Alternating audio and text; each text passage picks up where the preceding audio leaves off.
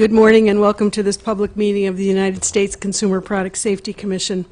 We have one item on the agenda this morning. CPSC staff will brief the Commission on the FY 2018 mid-year review and proposed operating plan adjustments.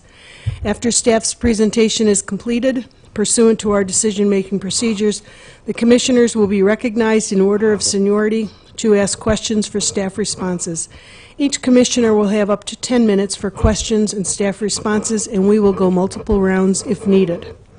The CPSC staff here this morning who will assist us in the briefing are Ms. Patricia Adkins, our Executive Director, Mr. Dwayne Ray, Deputy Executive Director for Safety Operations, Ms. Monica Summit, Deputy Executive Director for Operations Support, and Mr. Jay Hoffman, the Director of our Office of Financial Management. Good morning, and thank you to all of you for being here, and to everyone behind the scenes who worked on this package and who have done many pre-briefings in order to prepare for this briefing. We will now begin with the staff briefing. Ms. Adkins, if you would like to go ahead, please. Thank you.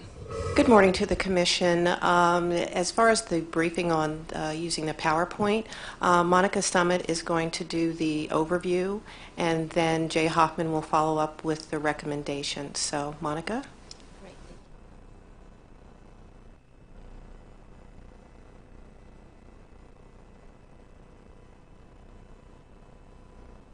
Hello. Good morning. Thank you, Patricia. Good morning, Madam Chair and Commissioners. As an update or an overview of the mid-year process, the Commission approved the fiscal year 2018 operating plan in October 23rd, 2017, which was premised with the fiscal year budget that was presented to the President that year. Since then, the agency has operated under 6 continuing resolutions through March 23rd of this year. Congress then enacted the full year appropriation on March 24, 2018 of this year at the level of $126 million, $3 million more than the President's budget request.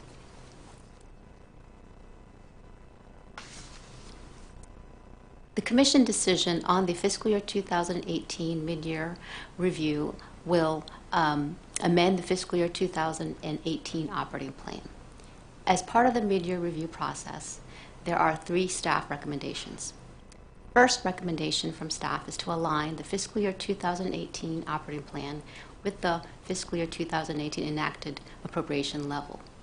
The second recommendation from staff is to authorize projects to fund from unexecuted balances, if available. And the final recommendation from staff is to update fiscal year 2018 mandatory standard activities, voluntary standard activities, and select operating plan performance measures and milestones. And now to talk to in more detail on the recommendations, I'll ask Jay Hoffman to do that. Okay, very good. Thank you. Good morning, Commissioners. Okay, I'm going to walk through some of these numbers just in detail. The first recommendation, as Monica mentioned, is to align the FY 2018 operating plan with the enacted level from the appropriation. As you recall, the FY 2018 operating plan was changed from the FY 2017 enacted level. We'd received $126 million in 17 and had gone in with a request of $123 million. Table 1 on your FY 2018 operating plan described the necessary changes. There were 2. One was the elimination of funding for the VGB grant program, and the second were a net set of unspecified reductions to our salaried expense account to account for the lower target as well as to adjust for inflationary increases. Now, the FY 2018 enacted appropriation level was actually $126 million, which was flat from FY 2017. And the appropriation did 2 things. One, it restored $1.1 million in VGB grant funding and also provided $1.9 million in unspecified salary and expense funds. What we're proposing to do, so this technically adjusts the Table 2 in your operating plan to match those numbers. The $1.9 million in unspecified appropriations will be allocated per recommendation 2 in any pursuant commission action based on the mid-year decision. Okay, so recommendation number 2, staff is coming forward asking the Commission to authorize projects to fund from our unexecuted balances should they be available. Our current unexecuted balance forecast is $2.1 million. These unexecuted balances generally consist of unspecified increases in appropriations, which I just described, as well as variances in our operating execution, such things as staffing differences or operating budgets that are executed slightly different than planned. Staff has identified about $5 million in currently unfunded projects, and we've listed them in priority order for your consideration.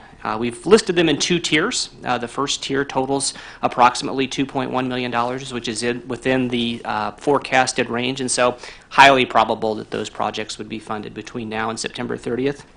Tier 2 consists of projects that are outside of that $2.1 million range and currently are less likely to be funded by September 30th, but these balances tend to change over the summer, and we'll obviously keep you apprised.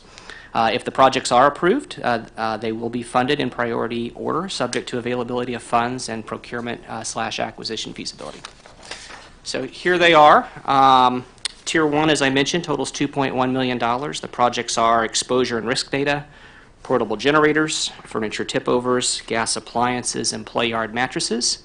Tier 2, totaling approximately $2.9 million, consists of the following projects: lithium-ion batteries, import surveillance evaluation of e-commerce requirements, testing for coin cell battery packages, infant and toddler strength measurement, ATV occupant protection, disposable fuel bottles, additional ATV R&D, and pool drowning technology investigation via a proposed challenge.gov initiative. Attachment 1 of your mid-year package that was provided in advance of this meeting provides a more detailed description of each of the proposed projects on this table. Recommendation number 3 is to update the fiscal year 2018 voluntary standard activities and mandatory standard activities as they appear in the FY 2018 operating plan. Staff is proposing revisions to the voluntary standards activities that appear on pages 6 and 7. Those changes would be the following: to add electric fans and to add gas grills. Staff is proposing new work in these areas. And to delete methylene chloride, as ATM is not pursuing this at this time. Attachment 2 of the mid-year memo shows the revised FY 2018 voluntary standards table, the revisions from the FY 2018 operating plan. Staff is also proposing revisions to the mandatory standards work that appears on pages 8 and 9 of your FY 2018 operating plan. Those changes are as follows. The first change is really just a technical adjustment for furniture tip-overs. It's listed, it needs to be listed as an ANPR to accurately reflect the current status, basically just a calendar update. The second is to add furnaces, CO sensors, as a DATR. So staff is starting work in FY 2018, and this revision is actually consistent with the ANPR as annotated in the FY 2019 President's Budget Request that was submitted to Congress on February 12th. Attachment 3 of the mid-year memo shows the revised FY 2018 mandatory standards table. Lastly, recommendation number 3 is to update 11 performance measures and milestones that appear in the FY 2018 operating plan. I won't go through each one, but they're kind of categorized here. Staff is proposing to adjust the target for 4 of the performance measures, to replace 1 measure. We're deleting 4 measures, and then there's some clarifying adjustments to how the measures are worded for a couple. So these changes are described in more detail in attachment 4 of your mid-year package. So those conclude my remarks. I'm sure you have some questions, so we'll move to that. Thank you very much. At this point, the Commission will begin their rounds of questions, and I will begin with the questioning. I'd like to ask Mr. Hanway to come up to the table. I want to have a little conversation about, maybe not so little, conversation about NCARES. When the package first came up to me in my office, the number 1 item in Tier 1 was this NCARES exposure project. And I'd like for you to talk to me and the Commission about what this project would provide the Commission with that we already don't have. Your speaker. Yeah, thank you. Okay. From time to time, CPSC finds it necessary to obtain information from consumers about the products that they have and use. And knowing that this is kind of a recurring need and perhaps even becoming an increasing need as we become more risk-based in terms of our decision-making, we'd like to develop a process for obtaining the information as quickly and efficiently as possible. NCARES would allow us to select a set of products, and we would do that with the guidance of the Commission as to what our priorities ought to be, and seek information about those from a nationally representative set of respondents, so that we can understand, again, how many people have certain products and how they're using them to help us better gauge the risks that they face. Thank you very much. So the information we would glean from this, and my understanding this is a long-term project. This isn't a one-year project, is that correct? Yeah, our anticipation, our desire is that this is something that would become a continuous process, almost like NICE. However, the question in front of you doesn't require you to make that decision as to the longevity of the study. This would be just to get it started and get an initial set of pilot data.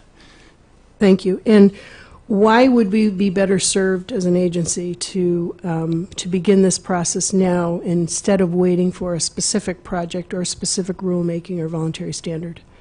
Well, I think if we approach these each as individual events, we lose some of the economies of scale and some of the timeliness that would be available to us if we began to recognize that this is something that we may be asking for regularly. So when you combine the recruiting efforts for multiple products, even products that may be very different from one another, a lot of the cost is borne in just reaching a representative set of Americans to get answers about what they use.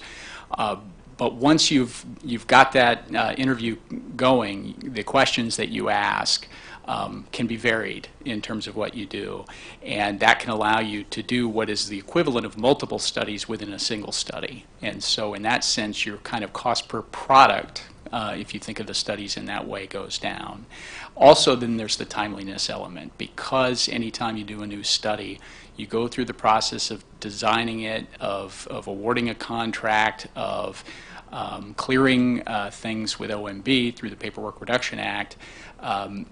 That adds an extra element of time in terms of how quickly you can get your answers on the back end. So the idea is, if you're anticipating this, that you were kind of looking on the horizon of where you'll want these kinds of data, you can shorten the time frame from when you start asking the questions or identify the products that you want to ask about, starting to ask people those questions, and then getting the data back to do analysis and to provide that data to the Commission. Thank you very much. Those are the questions I have for this round. Commissioner Adler. Thank you very much. And again, I want to thank staff for what I think is an extremely readable and substantive and very useful document. It's just a delight to read, and it once again renews my incredible respect and faith in our staff. And if I might, Steve, I want to congratulate you for finally getting your SES designation. I know it was a long slog and well worth it, so congratulations to you. So back to the questions that Chairman Burkle was asking, and I guess as a starting point, it's not that I think it's necessarily a bad idea, it's just where I think I would prioritize it. And I think a lot of it depends on the word we use to describe what we're doing. And you used the word necessary. I would use the word it's nice. It would be nice to know. I don't know that a lot of this data is essential to know. If we are starting out with nice data and death certificates, and we've got good market surveys, and we've got good industry data, this then gets into the sort of thing where it's extremely useful. It would be helpful. It's just a question of choosing between some priorities and the others. But that said, let me ask a couple questions. And by the way, thank you for coming by and briefing me on this. You took care of a lot of my questions. But the one thing one of the couple things I forgot to ask is, what's the useful life of this instrument? Is this something that we think the actual instrument, the template, not each exposure study, but do you have any sense of the longevity of this? Is this a 10-year thing? Is this a forever thing? It could potentially be a forever thing if this became a common way that we examined exposure, and if we commonly found that we had needs like these to keep going with it. It's hard to look on the horizon and know what our budget will always be, what our priorities will always be. But certainly in our world, we can certainly imagine this being a frequent and common component of what we do. And so you've got two things. You've got the template that we would use, and I think that's a terrific idea. And then we've got each of the individual exposure studies that would be addressed. And just off the top of your head, what's the useful life of an exposure study? Is it 10 years? Is it 5 years? Or does it just vary dramatically from product to product? I think you're probably seeking some evidence of how frequently things are changing with particular products. Some probably change more rapidly than others. Yeah. So I would have a hard time placing a specific amount of time, but the numbers you throw out might be plausible. And this is an expenditure of almost $1 million, and so obviously you said we were going to be hiring a contractor to do the work for us. What specifically would the work be that the contractor is doing? Presumably we'll tell the contractor which product areas to study. So is the main funding to develop the template? Is the main funding to do the data research or to do the data analysis? What's that money being spent for? Yeah, I would say the majority of the cost, even in year one, is the data collection. However, in future years, I think a greater proportion becomes data collection because some of the other pieces, the investment that goes into the initial design and the initial clearance has already been borne. But I do anticipate, even with a single-year authorization, that we would be able to collect data that would allow us to make some national estimates about some products. And one of the things we're always trying to decide between one approach or another approach is what do we spend the marginal dollar on? And so can you tell me, if you can sort of pull this from your memory, why would you spend the marginal dollar doing this, which will be a recurring cost, versus improving NICE? In more hospitals, more refined assessments, maybe more IDIs.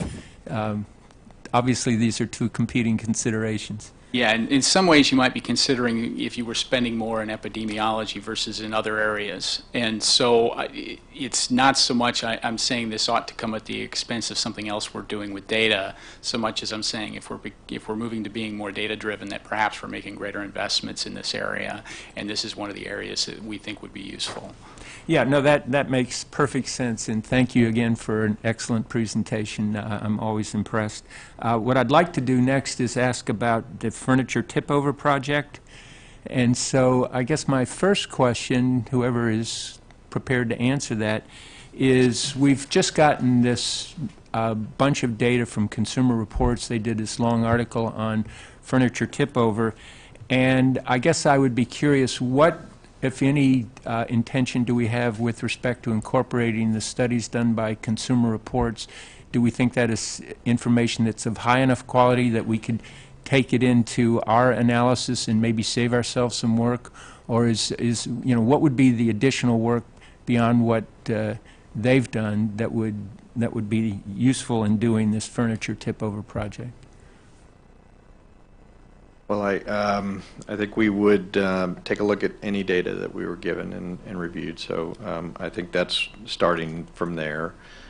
With regards to this specific study, we had the three different parts that are laid out here, and that we plan to use to inform our work in both the voluntary standards and the mandatory standard that we're working towards. And let me be clear, I think gathering additional data, doing additional testing, especially engineering testing, is an excellent thing. I have to say I'm a bit skeptical about the need for focus groups to tell us something that I think we already know. But I guess my question is, how much of this, is it 135,000, how much of this is dedicated to the focus group? How much of this is dedicated to doing the other, especially the engineering study? It's around half. Around a half? Okay. And then on the subject of focus groups, I see that we are talking about doing a play yard mattress firmness study and spending $110,000 on focus groups. And I'll just ask the question, I don't know, I'm sure there's a disagreement, but first of all, isn't there enough academic literature on these issues so that we don't need a focus group? And my follow-up question is, why can't we do focus group like this in-house? It doesn't seem to be a terribly complex challenge. And I guess my third question would be, Why can't we ask the folks at WPI to help us do the focus group? I'm sure they could do it for a lot less than $110,000. Those were three excellent questions. That we did not put forward before the commission right now. I think as far as the academic literature, we relied on staff to put forward projects that they believed need to fill the gap.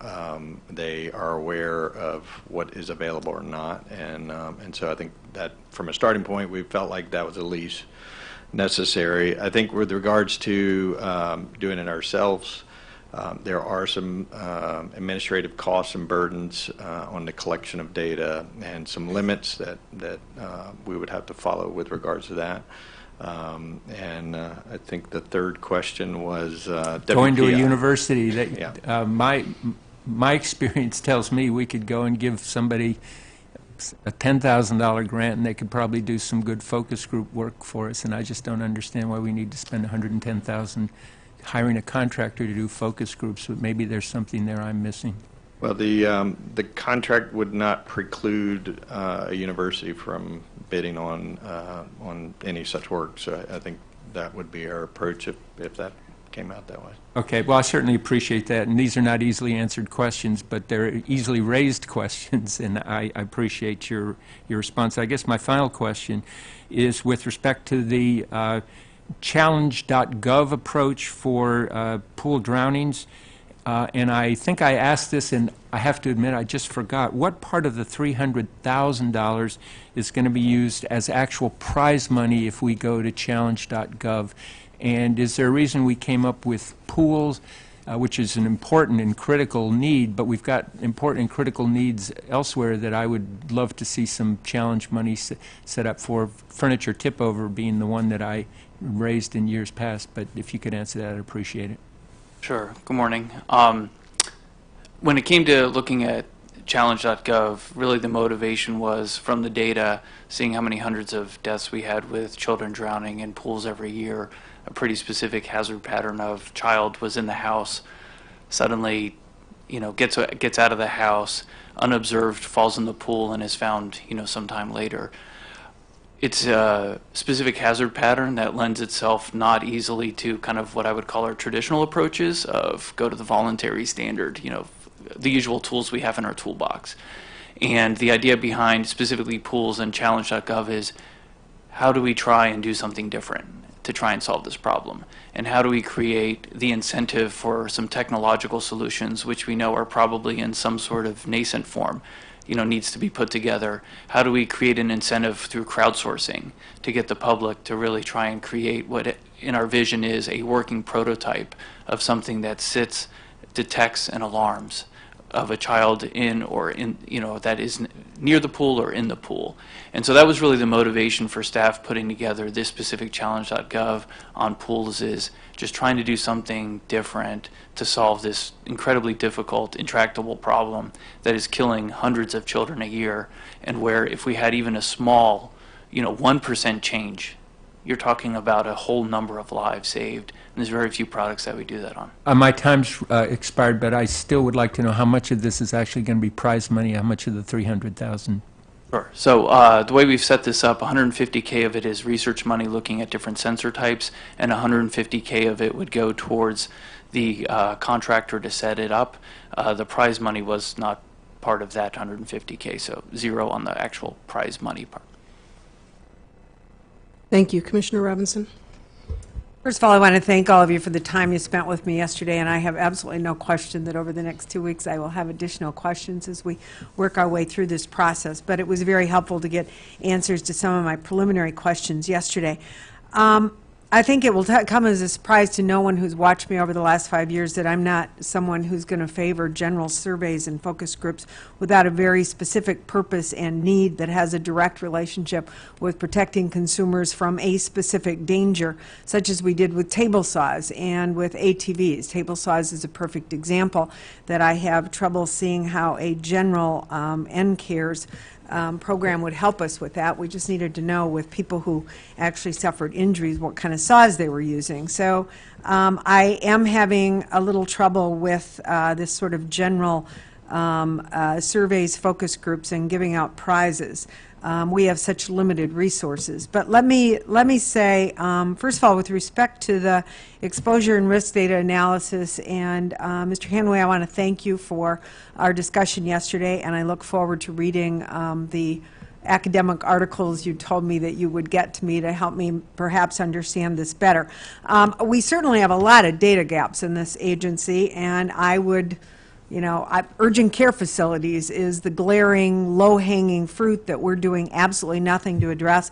Our saferproducts.gov is in dire need of updating, both with respect to reporting and making it something that consumers can actually use.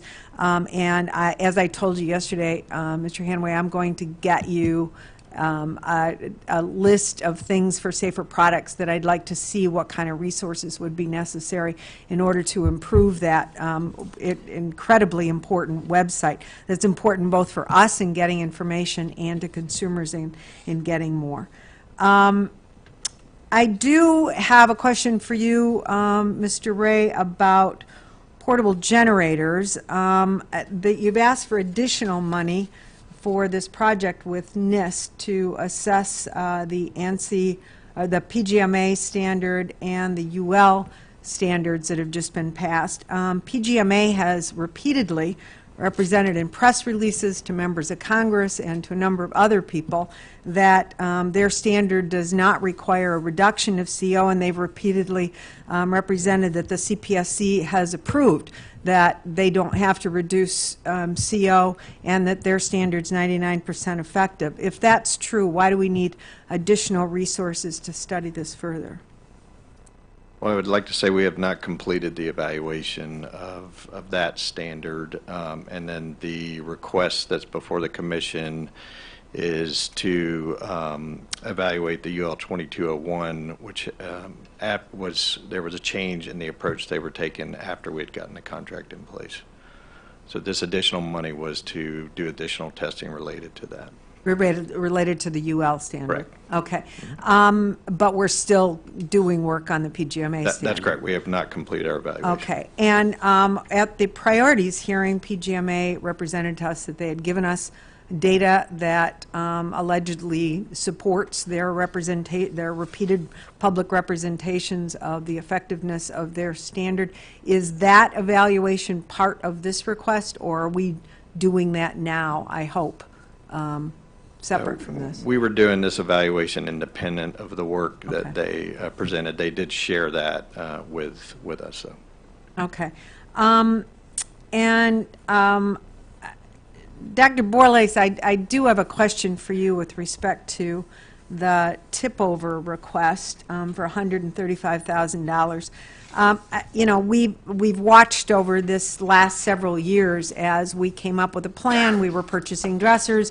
We found that a number of the dressers did not meet the voluntary standard. I know that Kids in Danger and Consumer Reports has also analyzed dressers and has found that they do not meet the voluntary standard as it exists now. And I guess I would also add that my staff and I have been intimately involved in watching, because we can't do anything else but watch in terms of the voluntary standard process, because it looks like that's what we're going to get stuck with for the foreseeable future, because we're not going to have a mandatory standard. So in watching that process, I do, as I'm reading this description, and I just want to make sure I understand, I certainly have been incredibly frustrated, as I assume staff has been as well, at the roadblocks being thrown up by industry to keep the voluntary standard from becoming stricter, even though by all assessments of our staff and others, it's inadequate. What is it that we're going to learn? I'm going to do this backwards. By buying more dressers, what are we going to learn? Because we've already gone out, we've bought dressers, we found non-compliant product, we started to recall them. and all of that got shut down approximately a year ago, and we haven't, I don't think we've been recalling any of the non-compliant product. So why are we purchasing more dressers? So in proposing the purchasing and the testing of the dressers, we have a couple goals in mind coming out of EXHR. First goal is to get a better sense.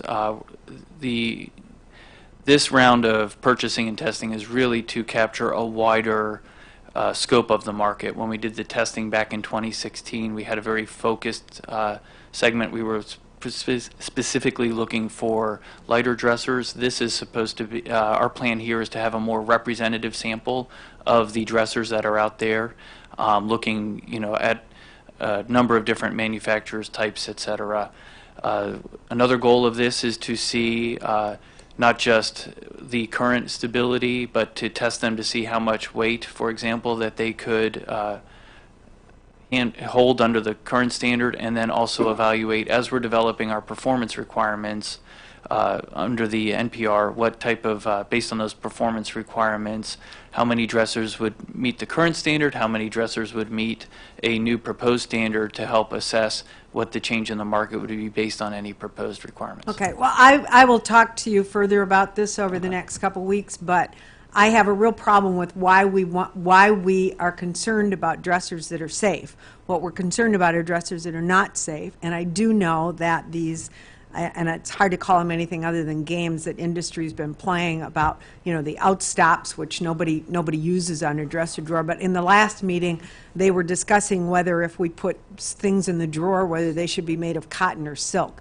I mean, they've just been throwing up all these roadblocks. And as I understood your answer yesterday, most of what you're asking for in this $135,000 is to address these so-called concerns that industries raising as roadblocks to the voluntary standard being improved. Is that fair to say? It's not exclusively related to the voluntary standard. The request in here with the furniture tip over also is to inform the mandatory standard work that's been directed by the Commission. So for the testing, as I mentioned, the questions that we're trying to answer there are questions we know we'll have to answer as part of the development of a proposed rule. The other questions related to the testing and the focus group are also born out of the technical work we're trying to do in the development of any possible performance requirements. We're looking at tip over, we're looking at how children climb the furniture, what's the status of the furniture when the children are climbing it, for example, loaded versus unloaded. So part of the question is, are there performance requirements we need to develop to reflect, the furniture when in its condition when the children are climbing it?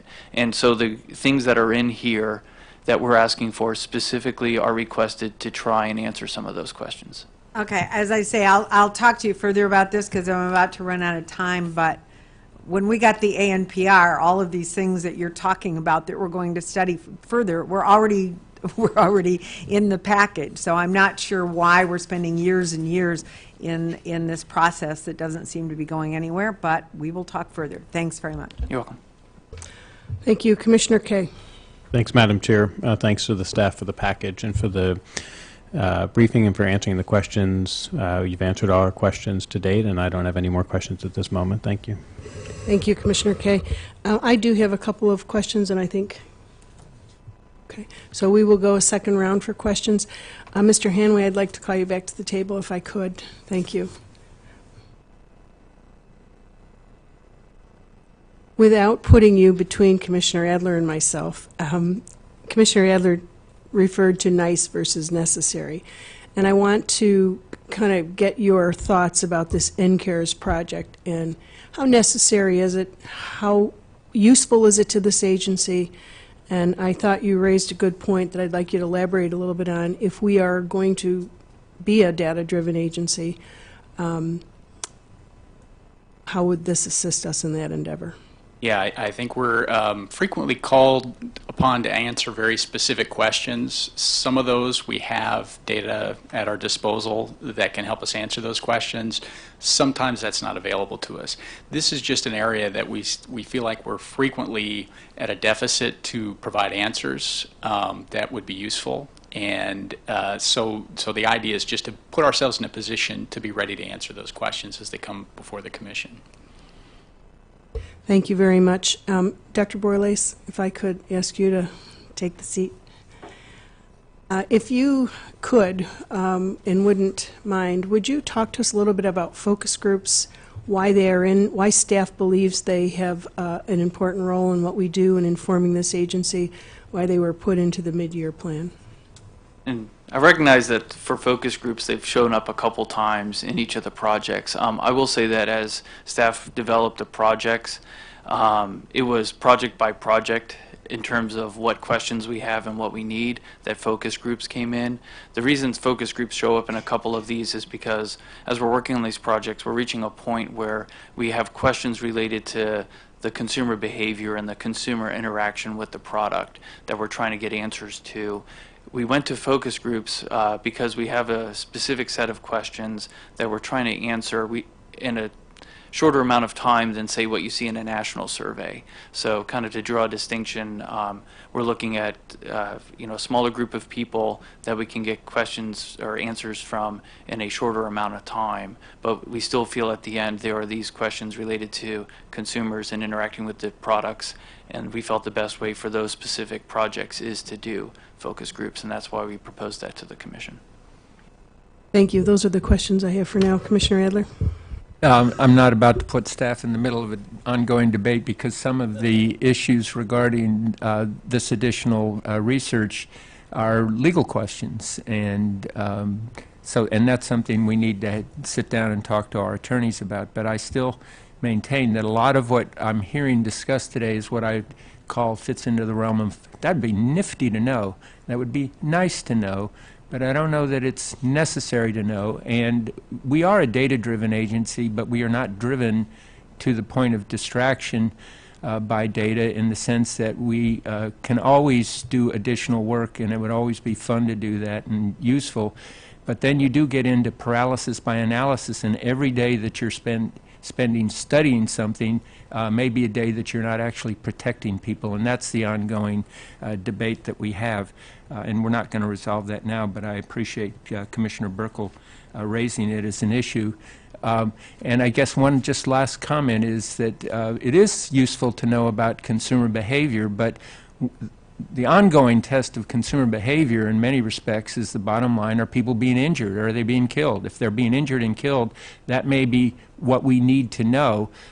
If you look at Section 9, Section 9 does not require a lot of this elaborate consumer behavior study, and there's language there that you can interpret both ways, but my basic sense, especially from having observed this agency over 40 years, is that if you've got good injury data, you've got good fatality data, you've got good IDIs, and you've got good market data, there isn't really a lot more that you need to know. And again, every day you're spending not helping people and just studying it is a day that people are at risk. That said, I'd like to ask a question about ATVs, and I just comment that back in the day when I left the commission back in '84, we were immersed in doing ATVs, and when I came back, guess what? We're still working on ATVs, and 9 years later we're still working on them. It's a very complex and important and dangerous product. But my specific question has to do with the rollover protection devices, and I see that staff is proposing that we do some very careful study of these rollover protection devices. Now, my best memory tells me that when the folks from Australia came to us and talked about these rollover protection devices, staff was pretty skeptical about them. And I guess my question is, have we, on the basis of additional data coming in from Australia, decided that that really is something worth looking at, and does that hold out promise for reducing injuries?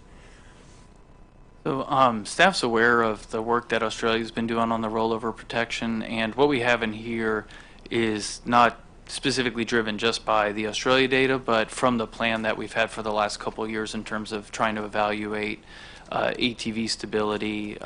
In executing that plan, We've gone through other and published the reports that we've done on the technical work with our contractor on ATVs and ATV rollovers, and we're at the point now to evaluate rollover protection systems, and that's really why it's now in here at the mid-year. No, I think that's very useful. I'll just say that when I first met the Australian guys, I got very excited about it. I went running to staff, and they said, nah, it won't work, and there were a million reasons that they said not only would it not work, but it might make them more dangerous. And so I'm glad to see that we're actually looking at it. I have no idea what the answer is, but I'm really delighted that staff is focusing on that. And those are the questions I have. Thank you. Thank you. Commissioner Robinson.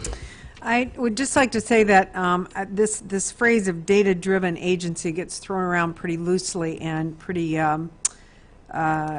it's in a misleading way many times. We have data tools here at the agency that are tried and true. NICE is an example. SaferProducts.gov is an example. They are in urgent need of updating. There is absolutely nothing in this plan to use this, to find ways of improving these data tools that we know we have. And instead what's being proposed is a brand new one that's sort of a general amorphous NCARES, a very a nice name, but there's no way in which this would in any way come close to what is needed in terms of updating SaferProducts.gov and improving the NICE system, including getting information which we are completely without, 100% lacking any information from urgent care facilities, which surveys and have shown repeatedly is a place where people are going much more frequently than emergency departments now. We have no data whatsoever, but instead the proposal is that we will form a whole new amorphous creature that who knows how it's going to be used. I have nothing further. Commissioner Kay. No more questions. Thank you. Thank you. I'd like to just, if I could, piggyback on Commissioner Robinson's question, and that is this a new project, this NCARES project?